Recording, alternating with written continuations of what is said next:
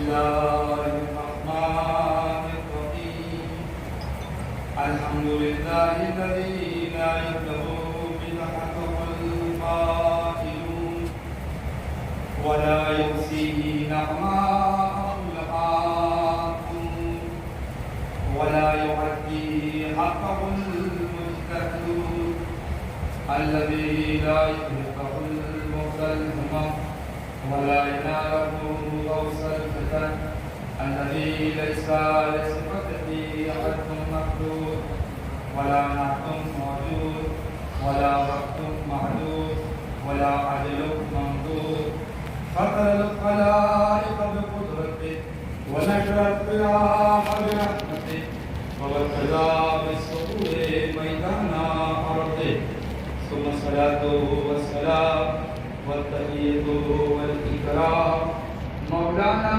ومولى الثقلين جد الحسن والحسين عبد القاسم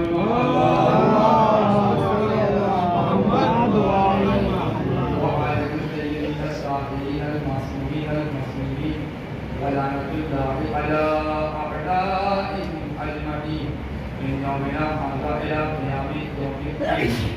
أما بعد فقد قال الله تعالى وتبارك وتعالى في كتابه الكريم وهو أصدق القائلين وقوله الحق بالحق بسم الله الرحمن الرحيم وقضى ربك ألا تعبدوا إلا إياه وبالوالدين إحسانا.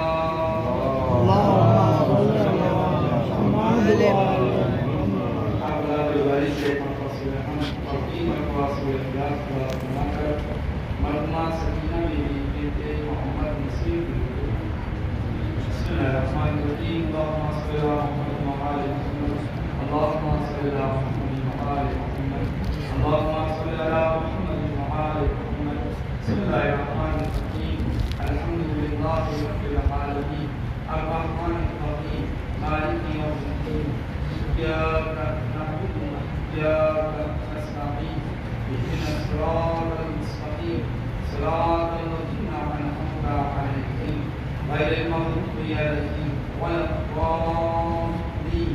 بسم الله الرحمن الرحيم قل هو الله أحد الله الصمد لم يلد ولم يولد ولم يكن له كفوا أحد. بسم الله الرحمن الرحيم قل هو الله أحد الله الصمد لم يلد ولم يولد ولم يكن له كفوا أحد. بسم الله الرحمن الرحيم قل هو الله أحد الله الصمد لم يلد ولم يولد ولم يكن له كفوا أحد. اللهم صل على محمد وآل محمد اللهم صل على محمد وآل محمد اللهم صل على محمد وآل محمد اللهم رب السماوات صلوات محمد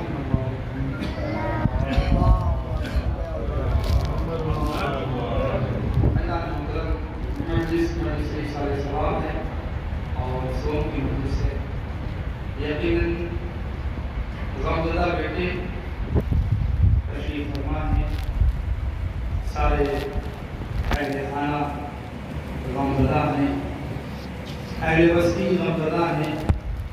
ایک مومنہ ہمارے ذہنات سے گزر گئی. آیت بہت مشہور ہے چونکہ آیت والدین کی سوال کے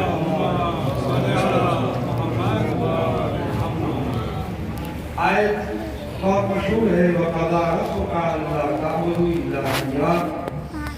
تمہارے رب کا فیصلہ یہ ہے قضاوت یہ ہے اللہ تعبدوا إِلَّا إِيَّاهُ کہ عبادت کسی کی نہیں ہے سوائے اس پروردگار کی وَبِالْوَالِدَيْنِ إِحْسَانًا اور اس کے عبادت کے بعد اپنے والدین کے ساتھ احسان کرو.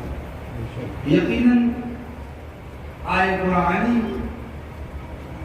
ہمیں اور آپ کو اس بات کی طرف نشاندہی کرا رہی ہے کہ رب حقیقی کا نام پروردگار ہے.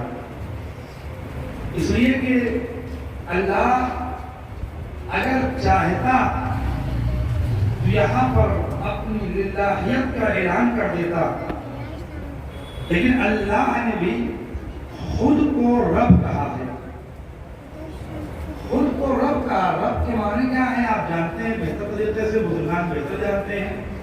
رب یعنی پرورش کرنے والا، رب یعنی پروان چڑھانے والا، رب یعنی پالنے والا، یعنی پروردگار عالم نے اس پوری کائنات کی ہر طریقے سے مربیت کی ہے، لہذا وہ رب حقیقی ہے۔ لیکن اسی کے ساتھ ساتھ اس نے جہاں دیگر صفات کی پہچان کے لیے کچھ مظہر صفات کو بنائے، وہی اس نے ہر جگہ پر نسبت والدین کی رکھی۔ کیوں رکھی؟ کہ اس لیے کہ اگر واقعاً اللہ کو سمجھنا ہے، رب حقیقی کی نشاندہی کرنا ہے، تو کہیں جا کر تلاش نہیں کرنا ہے، اپنے گھر میں اپنے والدین کو دیکھ لینا۔ وہ والدین پیدا ہوتے ہی تمہاری فکر کرتے ہیں، بچہ نہیں رویا ڈاکٹر کے پاس پہنچ رہے ہیں، بچے کے حالت کے لیے ڈاکٹر کے پاس پہنچ رہے ہیں، دولت خرچ ہو رہی ہے کوئی مسئلہ نہیں ہے، پیسہ جا رہا ہے کوئی دقت نہیں ہے، پریشانیاں ہو رہی ہیں کوئی پریشانی نہیں ہے، مصیبتیں جھیل رہے ہیں کوئی مصیبت نہیں ہے۔ کوئی جا کر یہ کہہ دے کہ ہاں بچے کی ولادت ہوئی ہے اور ماں سے سوال کرے کیا آپ مصیبت زدہ ہیں، کیا آپ تکلیف اٹھائی ہے، تو اس پہ آپ جو ہے اس طرح سے پریشان ہوئی ہیں؟ کہا نہیں کوئی تکلیف نہیں۔ کہا کیوں؟ کہ اس لیے کہ اللہ نے ہمیں نعمت اولاد دے دی۔ جملہ اگر پہنچ جائے محترم، آپ والدین کی اہمیت کو سمجھیں۔ کیا ساری تکلیفیں اٹھائی، ماں کی تکلیف سب جانتے ہیں، باپ کی تکلیف سب جانتے ہیں، گھر والوں نے پریشانیاں اٹھائی، لیکن وہ پریشانیاں اس وقت تک پریشانیاں نہیں رہتی ہیں جب بیٹا صحیح و سالم رہتا ہے، جب بیٹا صحیح رہتا ہے۔ اب ماں خوشحال ہے، باپ خوشحال ہے، گھر والے خوشحال ہے۔ کیوں؟ کہ اللہ نے نعمت دے دی ہے، اللہ نے بیٹا دے دیا ہے، اللہ نے رحمت دے دی ہے، اللہ نے بیٹی دے دی ہے۔ یعنی اس کا مطلب یہ ہے اولاد کی آمد پر تکلیف نہیں ہوتی ہے۔ اگر صحت مند ہوتی ہے تو اب سمجھ میں آیا اللہ نے ہر گھر میں رب رکھا کیوں ہے۔ کہ آپ پہچانو رب کا کام ہی ہے تربیت دینا۔ اگر بچہ صحت یاب ہوتا ہے تو ماں خوش ہوتی ہے، بچہ صاحب اعمال ہوتا ہے تو باپ خوش ہوتا ہے۔ اللہم صلی علی محمد وعلی محمد۔ یہ کون ہے؟ یہ ظاہری زندگی ہے۔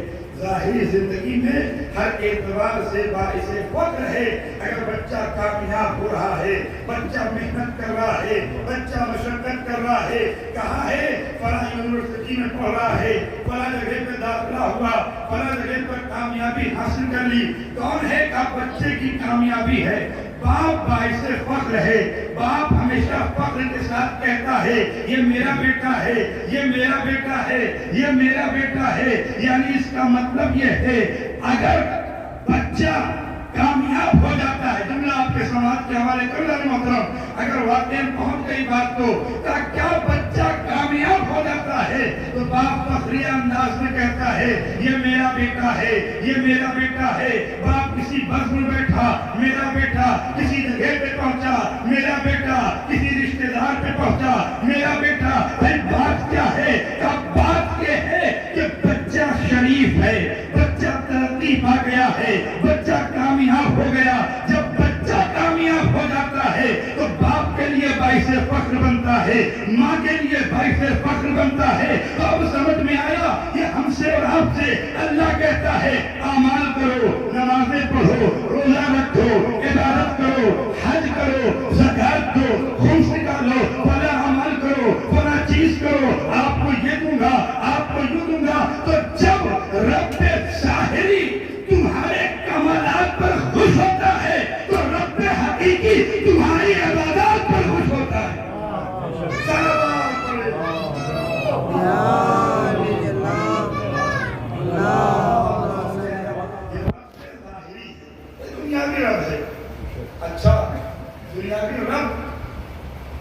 اہمیت ہمارا سمجھتے نہیں، بالکل نہیں سمجھتے، جبکہ حجت الاسلام دارستانی مانا معصوم موجود ہے، قائد کریں انشاءاللہ، اور شاید میں ایسی بات بھی نہ پڑھوں جس کے بعد میں آپ صاحب کو محسوس ہو کہ ہم نے غلط تائید کر دی ہے. صلوات محمد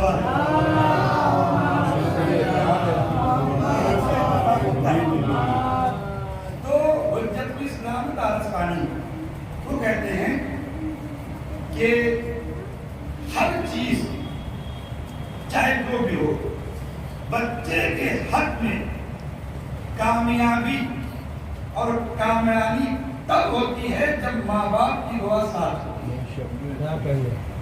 اسی کے ساتھ وہ کہتے ہیں کہ دوا باعث شفا ہے. ہر انسان دوا لیتا ہے، دوا کیوں لے رہا ہے؟ بیمار ہو گیا ہے، باعث شفا ہے. لیکن بچوں کو شفا تب ملے گی جب ماں باپ کی دعا ہوگا. ماں کی دعا، باپ کی دعا اگر ساتھ میں ہے تو وہ دوا اثر انداز ہوگی. اب کیا ہے، خدا نہ کرے ہمارے گھر میں ہمارا بچہ مریض ہو جائے، کیا ہوتا ہے؟ ہم نکل گئے ڈاکٹروں کی تلاش میں، فلاں صاحب نے بتایا کہ فلاں اسپیشلسٹ ہے. اچھا اسپیشلسٹ ہیں، کہاں رہتے ہیں؟ کہاں؟ ممبئی میں رہتے ہیں.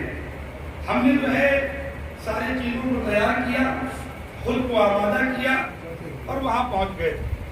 وہاں پہنچ کر ہم نے دیکھا کہ وہاں بھی دوا میں اثر نہ ہوا.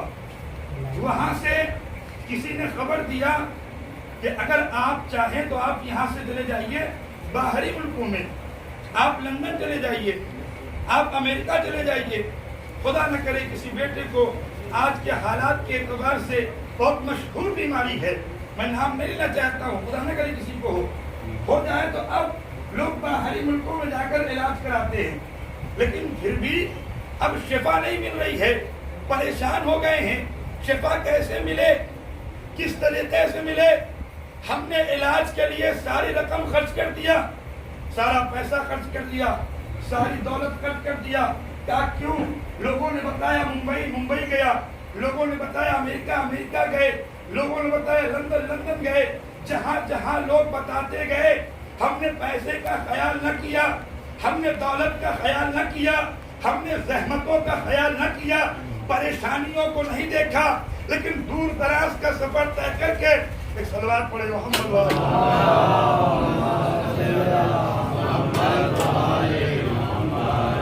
جہاں ڈاکٹر بتاتے گئے، ایک صلوات اور پڑھے محمد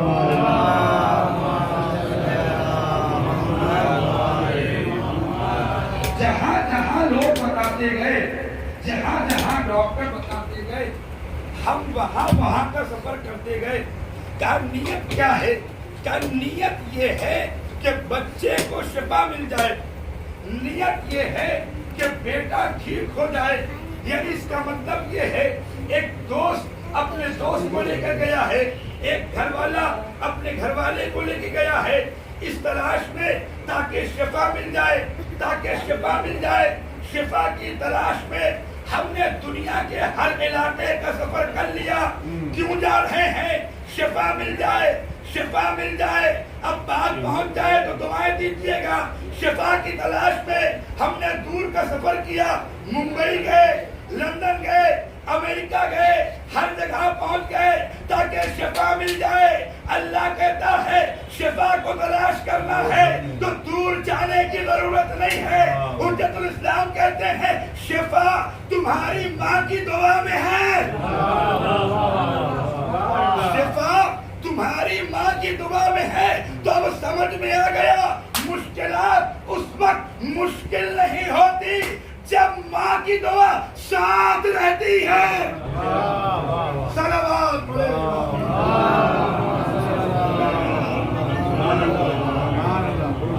ماں کی دعا ساتھ رہتی ہے.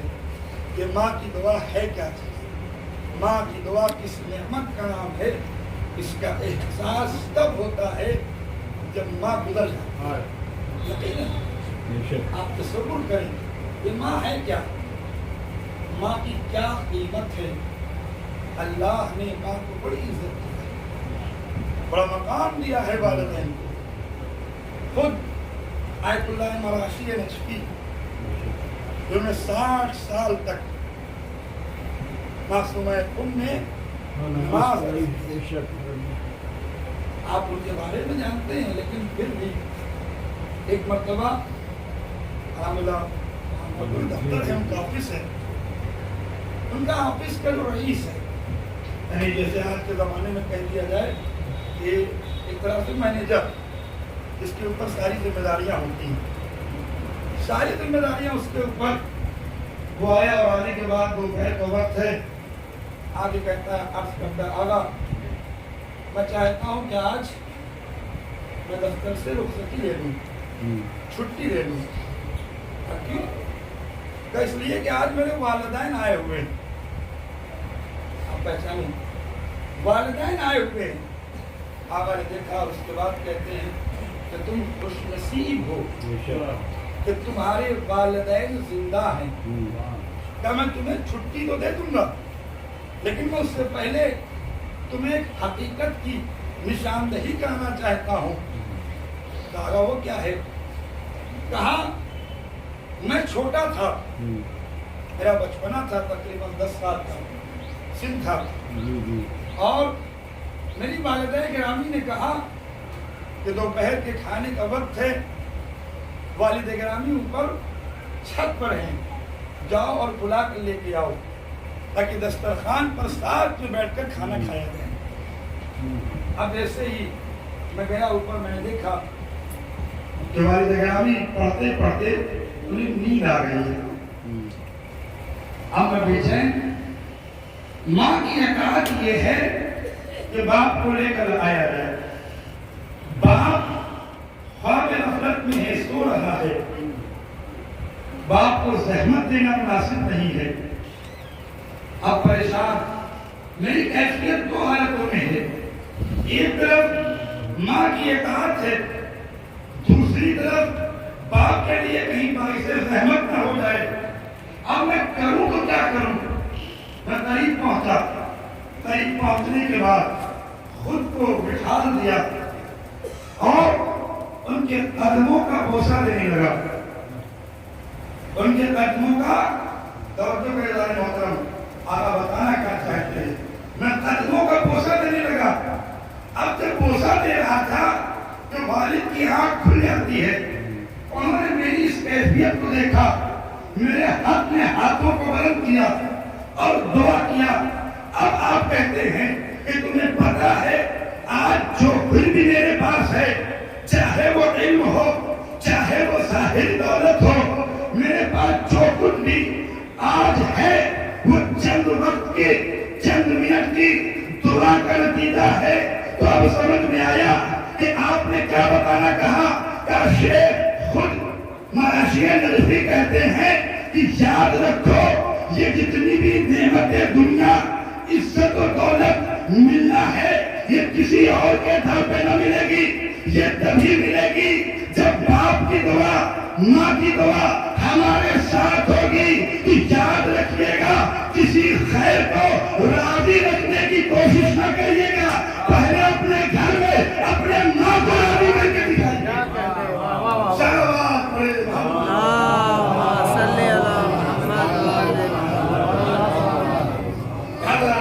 پہلے اپنے ماں باپ کو راضی کیجیے، اپنے والدین کو راضی کیجیے. یہ کیسی رضاعت ہے؟ یہ وہ رضاعت ہے کہ جس سے سب آپ کے اختیار ہیں. ان کی دعا کے اثر سے آپ کی موت نکل سکتی ہے. لیکن اللہ نے وہ عزت کیا ہے.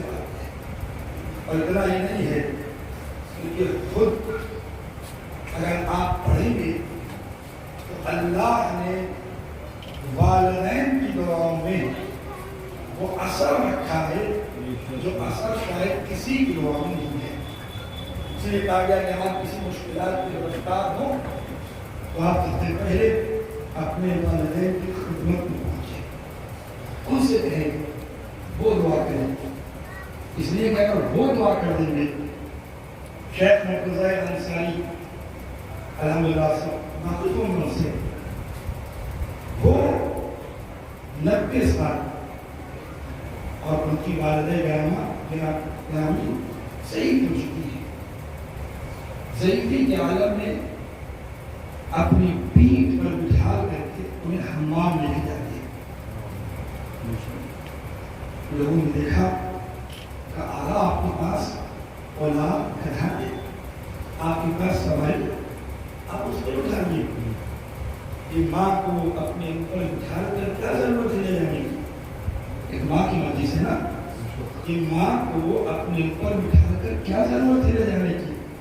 آپ کسی سواری میں اٹھا دیجیے, آپ کے زمانے میں ویل چیئر میں اٹھا لیجیے, آپ لے ہی جانا چاہتے ہیں لے جائیے. لیکن جیسے ہی یہ فلسفہ تب کھلا کہ جب ماں اس دنیا سے رخصت ہو گئی. ایک مرتبہ جو ہے لوگ آ کر عرض کرتے ہیں آقا موت آپ خود کہتے ہیں کہ یقینی عمل ہے, آپ رو رہے ہیں, آپ کیوں رو رہے ہیں, اتنا پریشان کیوں ہیں؟ میں اس لیے نہیں رو رہا ہوں کہ ماں میرے درمیان سے چلی گئی, میں اس لیے رو رہا ہوں کہ جو ایک ذریعہ تھی میرے اوپر بلاؤں کو روکنے کی, مصیبتوں کو روکنے کی, پریشانیوں کو روکنے کی, اس دنیا سے چلی جائے, کب رخصت ہو جائے, کب ختم ہو جائے, ہم اس کے قریب نہیں جانا چاہتے ہیں. اب آپ سنیے کہ آقا کیا فرمانا چاہتے ہیں. کہا یاد رکھو جس ماں کو ہم بیکار سمجھ کر کے ایک کونے میں ڈال دیتے ہیں, وہ ماں وہ مقام رکھتی ہے کہ تمہارے اوپر آنے والی آفتوں کو روک سکتی ہے, تمہارے اوپر آنے والی بلاؤں کو روک سکتی ہے. یہ کون ہے جو آفتوں کو روکنے والی ہے؟ یہ سینہ سپر ہے, یہ تمہیں بچانے والی ہے. اس کا مطلب یہ ہے ہم دنیا کی اساسے کو سمجھتے ہیں کہ وہ ہمیں بچا لے گا, لیکن حقیقت تو یہ ہے کہ ماں ہمیں بچانے والی ہے. یہ ماں ہے جو ہمیں ہر مشکلات سے بچائے گی. آج دنیا ماں کو سمجھتی ہی نہیں کہ ماں کیا ہے. یاد رکھیے ہر انسان کی ایک نئی خواہش ہوتی ہے. ہر انسان چاہتا ہے کہ فلاں انسان اگر میری خدمت کر رہا ہے تو اس کے ساتھ ہم بھی کچھ نہ کچھ کریں. یا کرنے والا بھی چاہتا ہے کہ آج ہم کر رہے ہیں کل وہ کریں. الجزاء الاحسان الا الاحسان. خواہش یہی ہوتی ہے کہ وہ بھی ہمارے ساتھ کچھ نہ کچھ کریں. ہم اسی کو سوچ کر کے ہم اس کی خدمت کرتے ہیں, اس کے ساتھ رہتے ہیں. ہر طرح کی چیزوں میں آپ نے باپ کو دیکھ لیجیے, آپ کے بیٹے کو دیکھ لیجیے, آپ کسی کو دیکھ لیجیے, ہر ایک کی خواہش ہوتی ہے تاکہ جو ہے مثلا یہ ہمارے لیے فائدہ بخش بنے, یہ ہمیں فائدہ پہنچائے. تنہا کائنات میں دو ہی ذات پائی جاتی ہے جو بغیر مقصد کے آپ کے ساتھ اچھائیاں کرتی ہے. آپ کہیں گے وہ کیا؟ ایک تو خود خالق ہے جسے ضرورت ہی نہیں ہے کہ آپ کچھ اسے دیں, اسے آپ کی نہ رحمت کی ضرورت ہے, نہ آپ کے زحمت کی ضرورت ہے, نہ آپ کے کام کاج کی ضرورت ہے, نہ آپ کی عبادتوں کی ضرورت ہے. اسے ضرورت نہیں ہے, یہ تو آپ کی ضرورتیں ہیں جو آپ کے مشکلات کو دور کرنے والی ہیں, آپ کی پریشانیوں کو دور کرنے والی ہیں. اے میرے پروردگار تو یقیناً ایسا ہے جسے کوئی ضرورت نہیں ہے, لیکن اس کو ہم دنیا میں کیسے سمجھیں کہ جو بغیر ضرورت کے کام کریں. اس لیے کہ ہم نے پڑوسیوں کو دیکھا, انہیں بھی خیال یہ ہماری ضرورت کے وقت کام آئے گا. دوستوں کو دیکھا, انہیں بھی خیال ہماری ضرورت کے وقت کام آئے گا. ہم نے گھر والوں کو دیکھا, انہیں بھی خیال ہماری ضرورت کے وقت کام آئے گا. ہم نے کہا اے میرے معبود کوئی ایسی ساتھ کو بنا جسے دیکھ کر تجھے پہچان سکے کہ تو دیتا جائے اور ہم لیتے جائے, لیکن فائدہ نہ ہو. کیا دیکھنا کیا چاہتا ہے؟ تیرے ہی گھر میں میں نے ماں جیسی ایک ہستی پیدا کر دی ہے. یہ وہ ہے جو مرتے مر جائے گی لیکن فائدے کے کام رکھ. سلام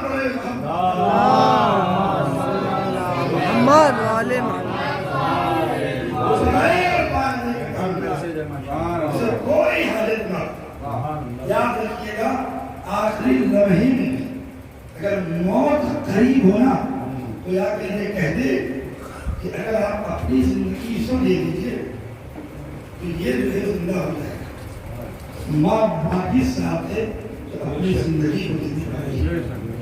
کوئی اور نہیں ہے. ایک بھائی نہیں دے گا, ایک گھر والے نہیں دیں گے. لوگ آج کے حالات کے اعتبار سے عشق و محبت میں مبتلا ہو کر کے کسی کے لیے اپنی جان کے لیے خود کو آمادہ کر لیتے ہیں. خدا نہ کرے ضرورت پڑ جائے, حد یہ ہے کہ ماں کو چھوڑ دیتے. خدا نہ کرے اگر ضرورت پڑ جائے تو وہ جس کے لیے ماں کو چھوڑا تھا وہ تو میرے کام نہ آئے گی, لیکن ماں کو مشکل کی خبر ہو جائے گی تو ماں بھاگتی ہوئی چلی جائے گی. یہ ہے ماں.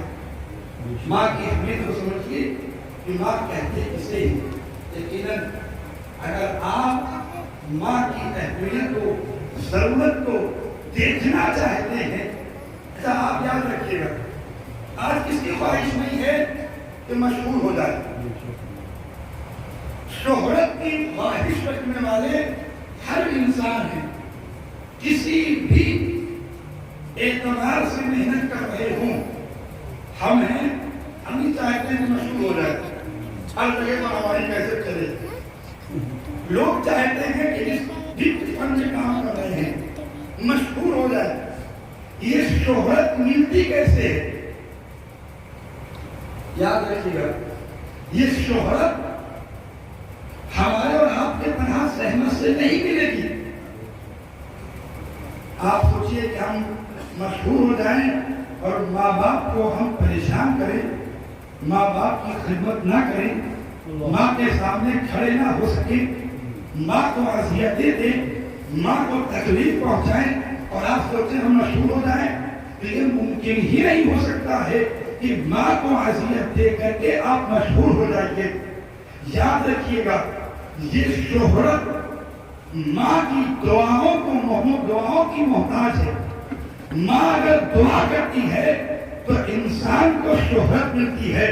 اب فرق نہیں ہے کہ مسلمان ہی ہو, نہیں, ہر فرقے کا, چاہے وہ عیسائی ہو, چاہے وہ یہودی ہو, چاہے وہ بت پرست ہو, چاہے جس مذہب کا تعلق رکھنے والا ہو, اگر ماں کی خدمت کر رہا ہے اور ماں کی دعا, ماں کا عمل اس کے ساتھ ہے تو یقیناً اسے ترقی دینے والا ہے, اسے شہرت دینے والا ہے.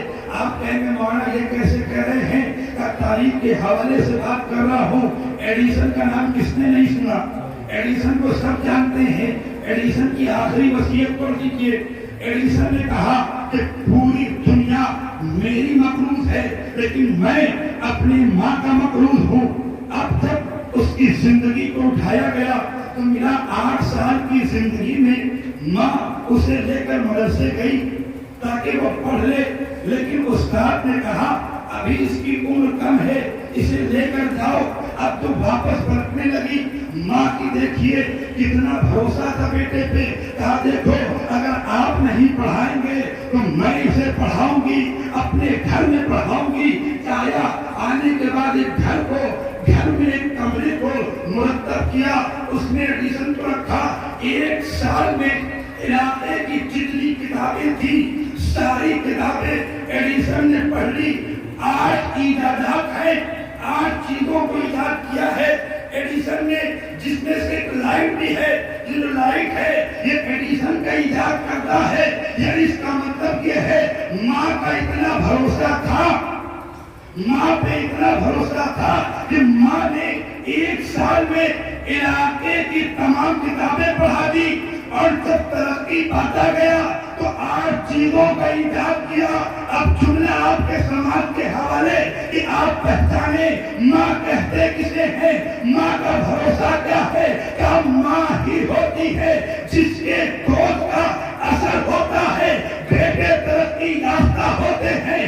اگر ماں ایڈیسن کی ہوتی ہے تو بیٹا بڑے ہو کر کے ترقی کرتا ہے, ایڈیسن بنتا ہے, ایجادات کرتا ہے. لیکن اگر ماں فاطمہ ہوتی ہے تو بیٹے حسن و حسین کی شکل میں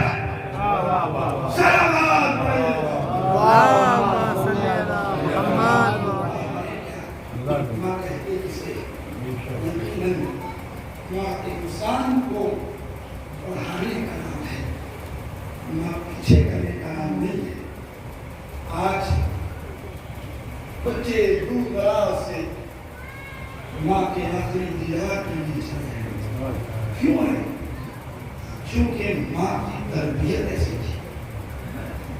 ہم نے دیکھا بہت سے ایسے علاقے ہیں پیسے والے دولت والے اور دور میں قریب رہ کر نہیں آتے. ماں کی اہمیت نہیں ہے, نہیں آتی. کوئی بات نہیں, ختم کر دیجیے, پیسے کی ضرورت نہیں ہے. کیوں ایسا؟ اتنی دور سے بچوں نے اپنی سب سامان کو ساری چیزوں کو چھوڑ کر کے یہاں کا سفر طے کیا. کیوں آئے؟ اس لیے تربیت کا اثر تھا. ماں نے ایسی تربیت کی تھی. پڑھنا ہے. ایک بات آپ کے ذہن سے غور کرنا ہے, ماں مربی ذاتی ہے, ہمیں تربیت دینے والی ہے. ابھی محرم قریب ہے, محرم آنے والا ہے. آپ بتائیے کیا کسی بچے کو بڑے ہونے کے بعد محرم سیکھنا پڑتا ہے؟ ماں زیادہ کیا ہر عزادار شیر کا اثر اور ماں کی تربیت کا اثر ہوتا ہے کہ بچہ بولنا نہیں سیکھتا لیکن ماتم کرنا سیکھ جاتا ہے. بچہ بولنا نہیں سیکھتا, ٹھیک سے بول نہیں پاتا, لیکن ماں اسے اپنے ساتھ رکھ کر کے مجلسوں میں شرکت کرتی ہے, آتی ہے, آؤ میرے ساتھ چلو. اب اگر بچہ کھڑا ہوا دیکھ رہا ہے, ماں ہاتھوں کو پکڑ لیتی ہے, کہتی ماتم کرو, ایسے ماتم کرو. اگر تھوڑا بہت غلط ہے تو ماتم کرنا سکھاتی ہے.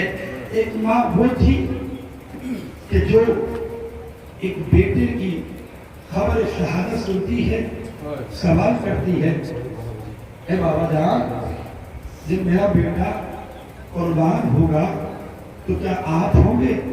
کہا نہیں, آپ نہیں ہوں گے. کیا میں ہوں گی؟ کہا نہیں, فاطمہ تم بھی نہیں ہوگی. کیا حسن ہوں گے؟ کہا نہیں, آپ نہیں ہوں گے. تو کہا میرے بیٹے پہ روئے گا کون ہوگا جب اس کی عزاداری کرے گا. ایک مرتبہ رسول نے کہا اللہ ایک قوم پیدا کرے گا جو قوم اس کے جوان حسین کے جوانوں پہ روئیں گے, اس کے بچے حسین کے بچوں پہ روئیں گے, اس کے ضعیف حسین پر گریہ کریں گی, عورتیں عورتوں پہ گریہ کریں گی. ایک مرتبہ کہا اچھا یہ بتائیے وہ قوم کو آپ کیا دیں گے؟ کہا دیکھو ہم ساری نعمتیں دینے والے ہیں, بس دیکھو میں نے بات کو آخر کر دیا. ماں نے ایک مرتبہ فرمایا کہا دیکھو میں اس وقت تک جنت میں داخل نہ ہوگی جب تک وہ نہ چلے جائے. یعنی اس کا مطلب یہ ہے کہ آج پوری دنیا میں جو عذاب باقی ہے, جو عزاداری باقی ہے, جو ہر جگہ علمداری باقی ہے, یہ کسی اور کی وجہ سے نہیں ہے بلکہ ہماری خلقت کی وجہ ہے. فاطمہ زہرا مادر ائمہ, یعنی جو عزاداری کو بچا لے اسے فاطمہ زہرا کہتے ہیں, جو عزاداری کو سکھا دے اسے ماں کہتے ہیں. آپ پہچانے یہ ماں ہے. حقیقت میں ماں کا ایک مقام ہے, ایک بلندی ہے.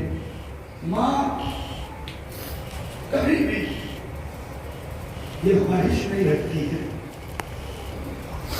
کہ بیٹا ہمیں لا کر پیسہ دے گا.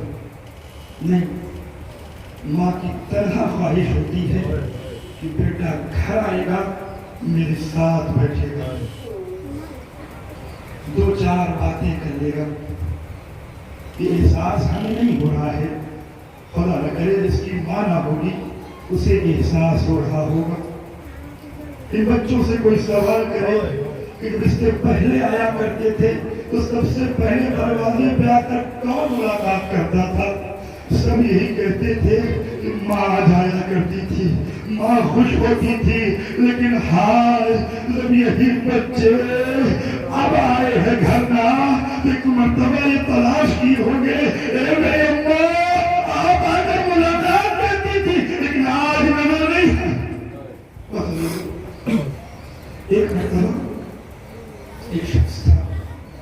की रूह भी निकल रही थी।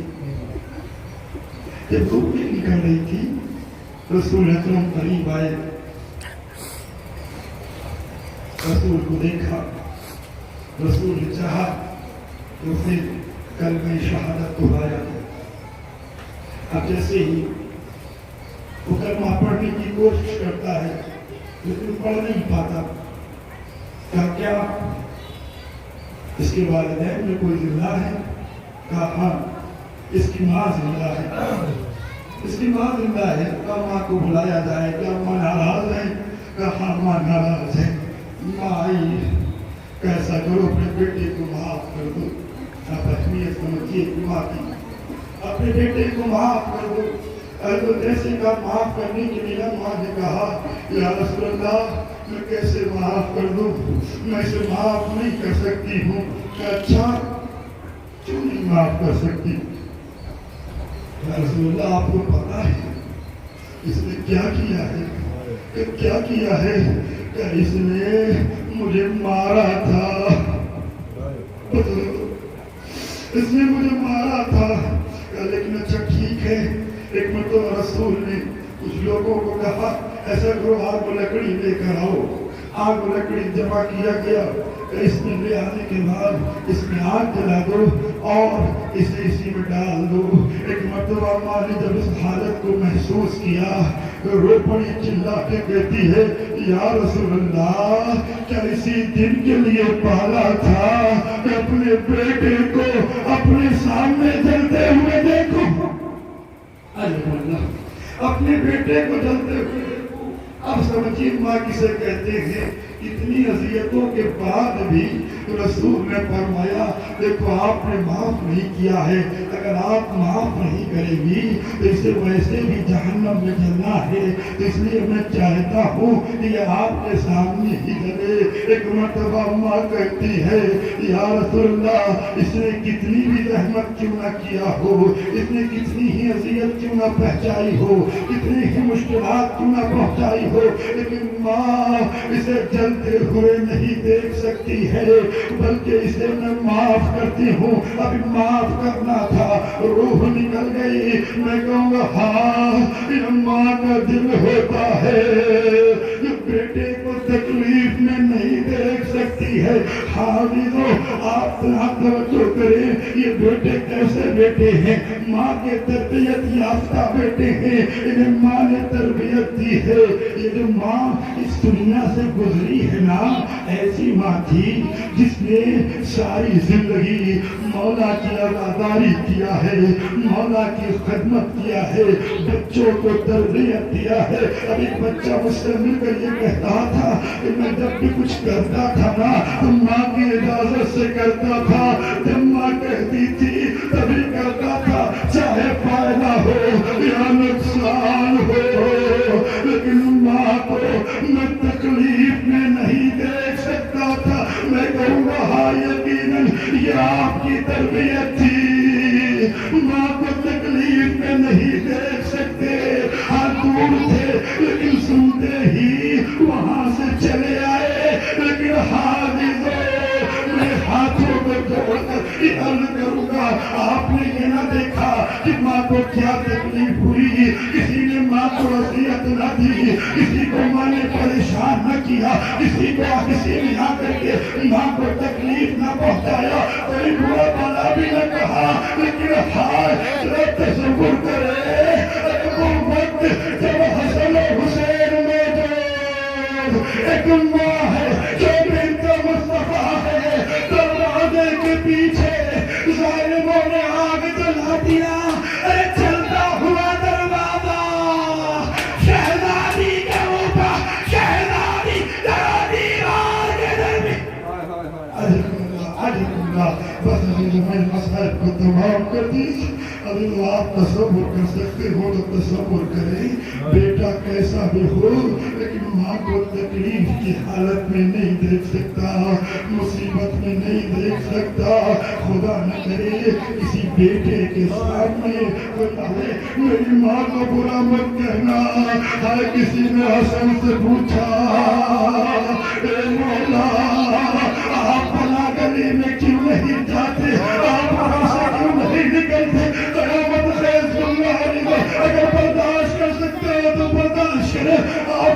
ऐसा क्यों नहीं निकलते? अरे इमाम रोने लगे, रो के फरमाते हैं, अरे मैं जब उधर से निकलता हूँ मुझे वो जालिम दिखता जिसने मेरे बाप तमाचे लगाए। जज़ाकुम खैर बस मसला का तमाम कर दिया। बस का आखिरी जुमला, माँ जो गुजरी है उसका नाम था सकीना बीबी। सकीना बीबी कौन? यतीम जब सकीना का नाम आता है ना सारी मुसीबतें सामने आ जाती है। 4 साल के बच्चे सकीना, हाय यतीमा, यतीम को देखा था कि लोग शफकत करते हैं, लेकिन हाँ करबला में सकीना की यतीमा कोई शफकत तो नहीं करता, लेकिन जो भी दिखाई देता है, अरे कोई तालियाने लगाता है तो कोई तमाचे मार।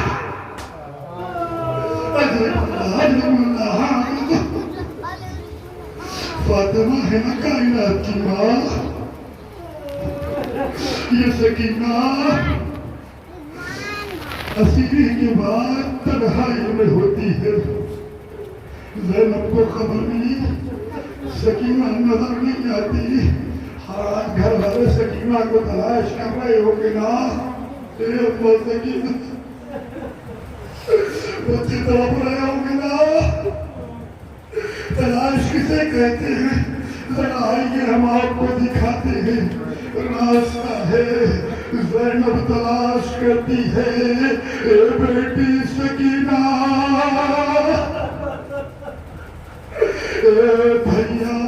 भैया ने मुझे सौंपा था, ए सकीना कहाँ हो? अब ज़ैनब तलाश करते करते पीछे चली जाती है। आपने देखा होगा अगर कोई किसी को तलाश करता है ना तो उसे आवाज देता जाता है। हाँ ज़ैनब भी बीवियों की झुरमुट में आवाज देती हुई जाती है, ए सकीना, ए सकीना, ए बेटी सकीना, भैया की अमानत सकीना, बड़ी अज़ियतें आपके ऊपर हुई है, ए सकीना, मैं क्या मैं दिखाऊंगी, कहाँ है आप? और तलाश करते करते हाँ ये भी सकीना किसके आवेश में गई होगी, सारी जिंदगी इसने आजादारी किया है, यकीनन माँ फातिमा लेने आई होगी। हाँ 4 साल की सकीना जब सहरा में तन्हा हो जाती है, अब ज़ैनब आवाज करती जाती है, ए सकीना, ए सकीना। अरे मर्तबा क्या देखती है? एक नकाबपोश बीवी है जो एक बच्ची को अपने आगोश में बिठाली हुई है। ज़ैनब ने करीब जाके देखा, आवाज से नहीं थी। एक मर्तबा बीवी ने फरमाया, ए ज़ैनब अब आवाज न दो, बस अभी अभी सकीना मेरे सानू पे लेटी है, अरे इसे आवाज सुनो। अरे तुम मर्तबा ज़ैनब ने तड़प के सवाल किया, अरे आप कौन है? अभी तक